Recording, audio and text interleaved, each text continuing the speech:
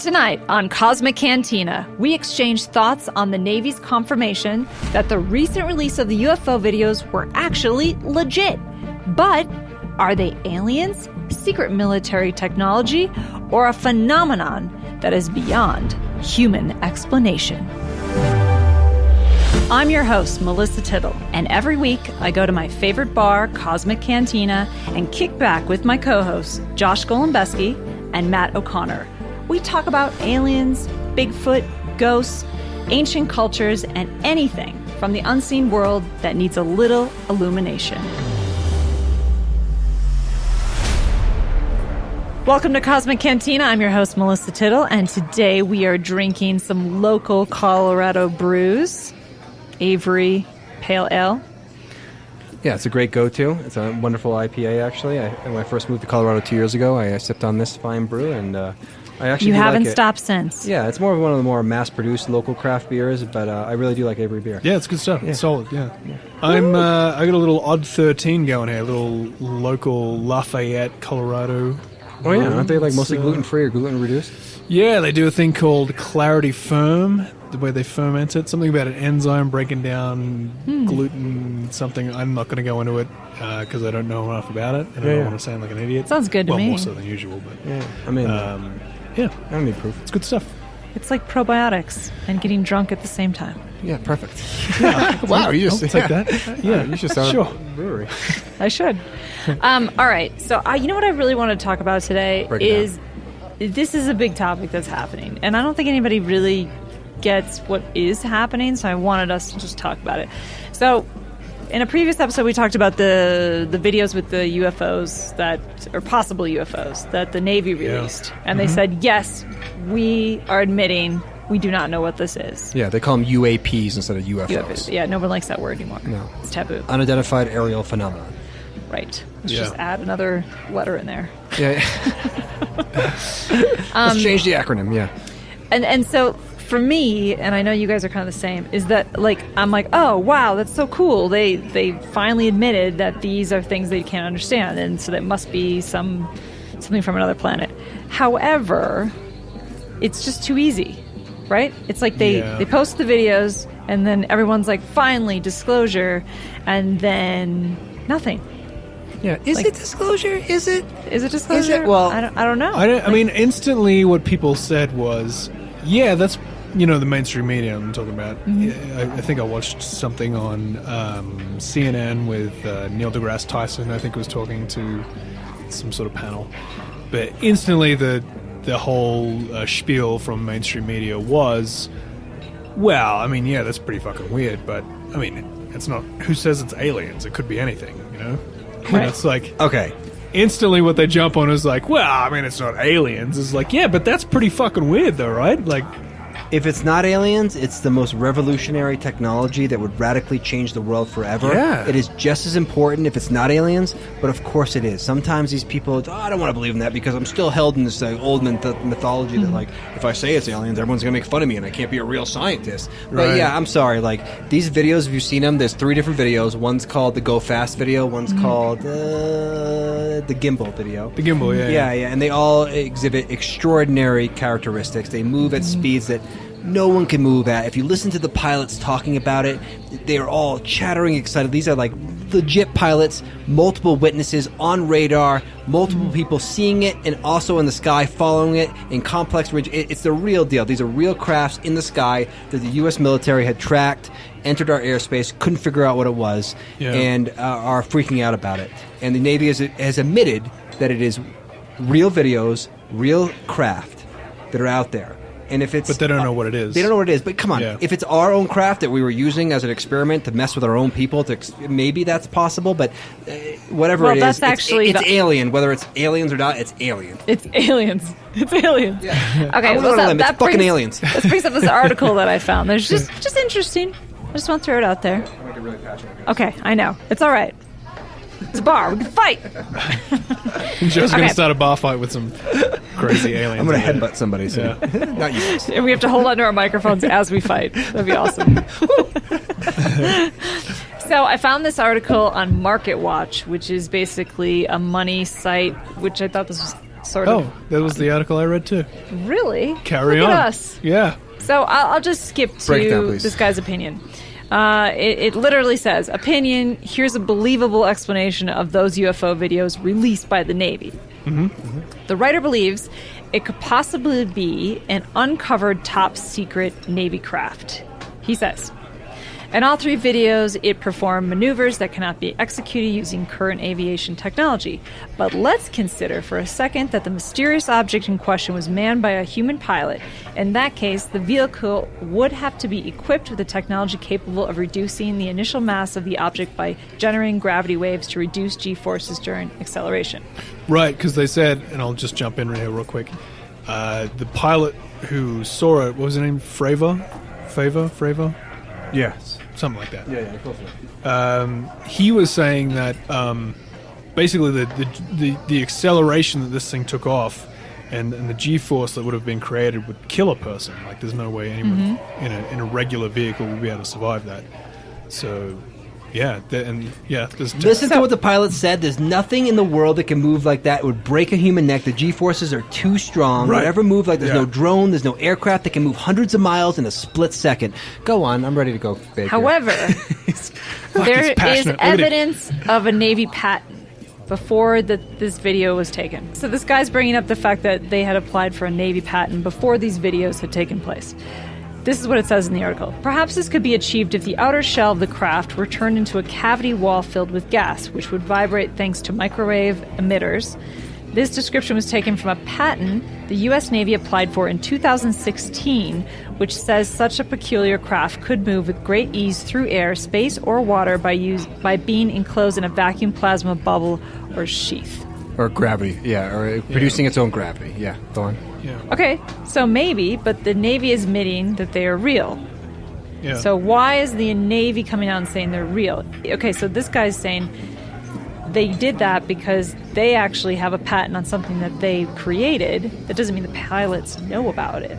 That's what this guy's saying. Yeah, it could be a deep black project that is, highly classified. These average pilots and commanders don't know about. Yeah, I mean, that's cool story, possible. bro. Cool story, skeptic. Listen, that's absolutely Whoa, ridiculous here we and go. offensive to anyone who's been following. Because there's Stepping so right much more up to it. fucking context to this than like some dude like, I'm going to write an article. Like, I'd like to get the guy in a room. That's fucking bullshit. So it offends me that somebody even put that shit out there. Okay, so first of all, Market watch. Let's back up a little bit here. Okay, let's Okay. back up. 2017. Step off. Step New York off. Times dropped a big article written by 3 people, Helen Cooper, Ralph Blumenthal, and Leslie Keene. They need 3 people on this article. Yeah. 3. Yeah. That's a big Who article. wrote a New York Times article published that talked about a program called AATIP, the Advanced Aerospace Threat Identification Program. Aha, So yeah, what this okay. is AATIP. a program that's real, that was been going on for a long time, and it had $22 million a year put towards it.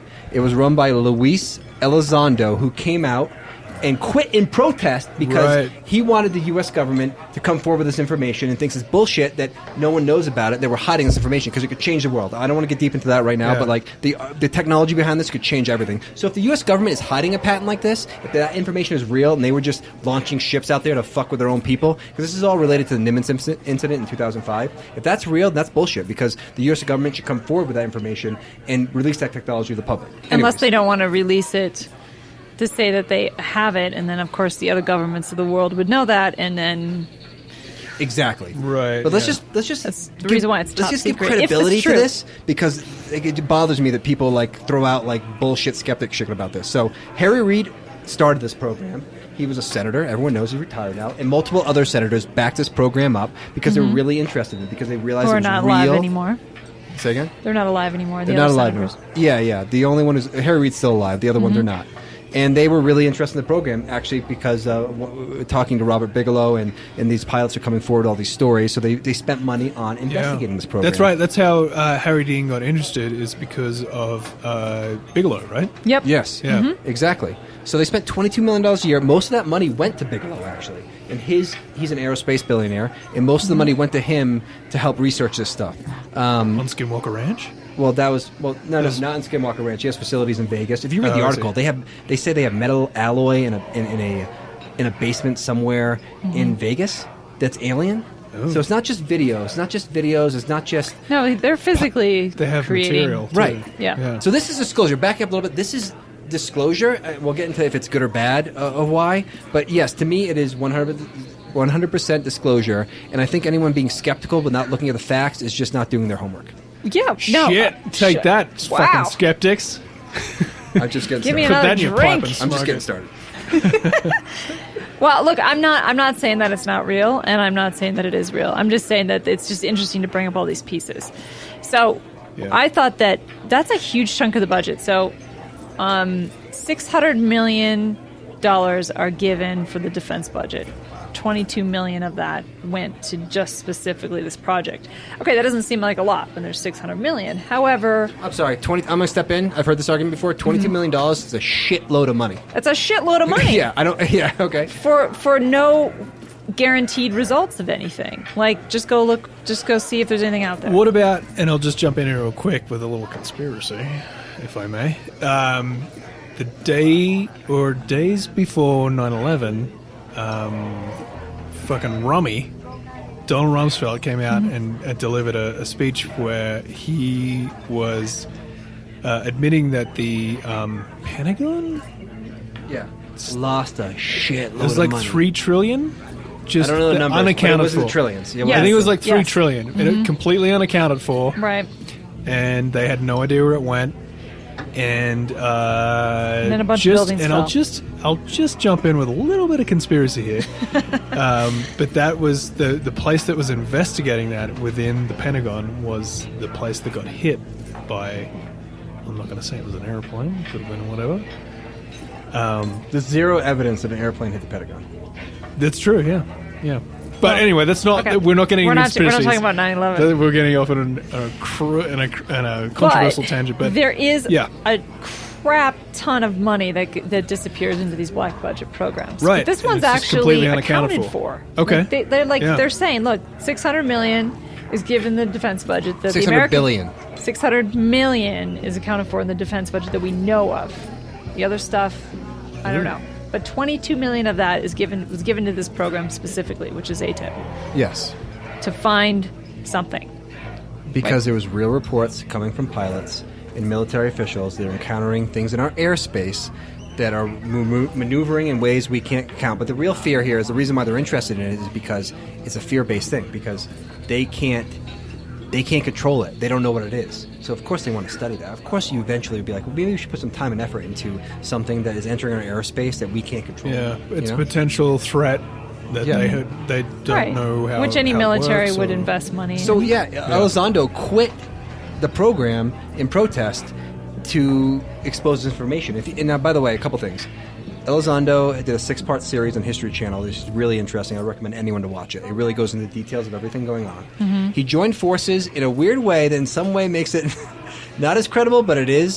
He joined the TTSA, which is To the Stars Academy in Sciences, Yeah. which is the hardest company name ever to pronounce. To the Stars Academy of Arts and it's- Science. Yes, yeah, I can't even get Don't it right. forget that. Yeah, God, I mean, that's ridiculous. So this is the Tom DeLonge Yeah. Yes. thing. Blink 182 Right. musician Yeah, Tom yeah, Delonge, who was a hero of mine, who started this. Okay, hold on. I have a story about him. Personal story about hang Tom. on. Oh yeah, hold on. I met Tom when I was working on a series called Hangar One for History Channel. And they said, we're going to send you to a bunch of secret space alien conferences. We need you to find more women to be interviewed because there's never any women to interview about these things. But there's only like one or two. But they wanted more. So I went to this one that was happening in San Francisco, and I cannot remember the name of it because it was several years ago. And Tom DeLonge was there. And everyone was like crowding around him, and I'm like, "Who is that?" And they're like, "Oh, it's Tom DeLonge from Blink 182." I'm like, "Oh, cool, great. He'd be perfect for this series." So I go to talk to him, and we sit down, we have a conversation, and he was so like, he was like a kid in a candy store. He was like so excited to be there at this meeting with all these people. You know, like Love it. who's the woman? Catherine Fitz was there. Oh, Catherine Austin Fitz. Yes. Yeah. That you were just talking about from 9/11 for that. And there was a bunch of other people. Right. And he was excited to be there. And he just, it was strange. He's like, he couldn't actually sit down and have a conversation with me. He was always in space. He was what do you mean? literally like, like Well, this was just Like like at the- Scatterbrain? yeah, like